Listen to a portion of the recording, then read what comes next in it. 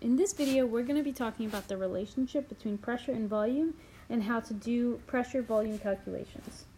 So at a constant temperature and amount of gas, so temperature is not changing. Let's say we're at room temperature. The amount of gas isn't changing. Let's say we have 5 gas particles.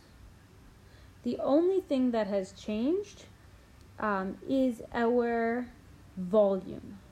Okay, and we need to see how does this affect pressure. So here we have a small volume, and here we have a large volume. Now, pressure is the amount of times, or the force, with which gas particles hit the walls of a container. So at the same temperature, all of these gas molecules or particles are moving at exactly the same speed. So I'm going to demonstrate that by drawing the same length of arrow.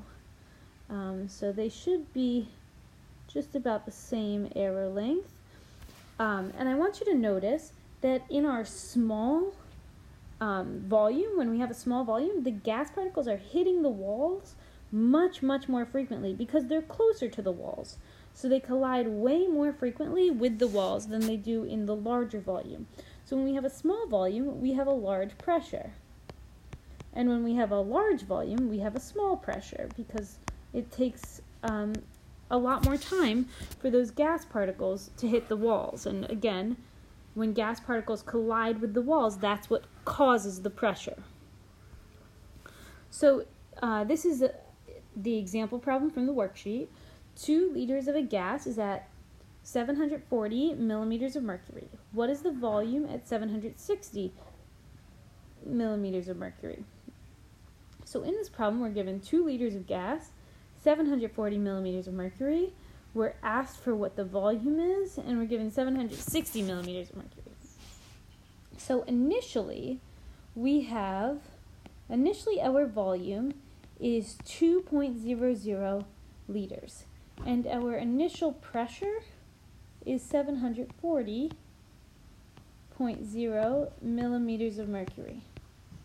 We are looking for the volume. So our final volume is our question mark. That's what we want to figure out.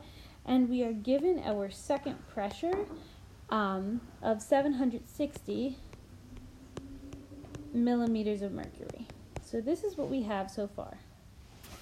Now, when we look at this, we can see that the pressure is changing from a lower pressure to a higher pressure.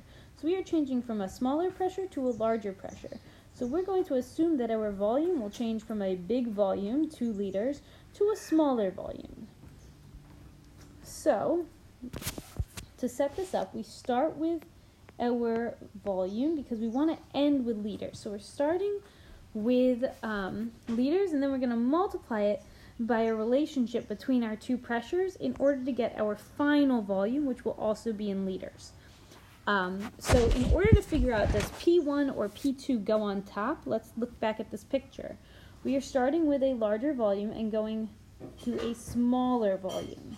Because we start with a smaller volume, because we start with a smaller pressure and end with a larger pressure, our volume has to decrease. So if we put 740 over 760, this number is less than 1. So that would cause our volume to decrease. If we put 760 over 740, that number is greater than 1, so that would cause our volume to increase.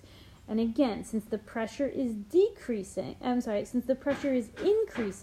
our volume needs to decrease. So we're going to want to use this one.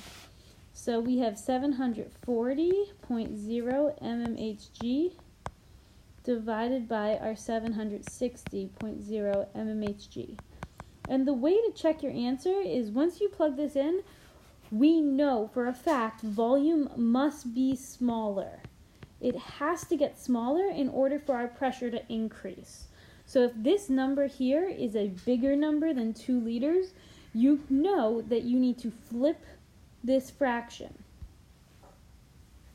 And when I plug this into my calculator, I get 1.95 liters. I am rounding to 3 significant figures because all of these numbers that I'm using, because this number has 3 significant figures, this number has 4 significant figures, and this number has 4 significant figures.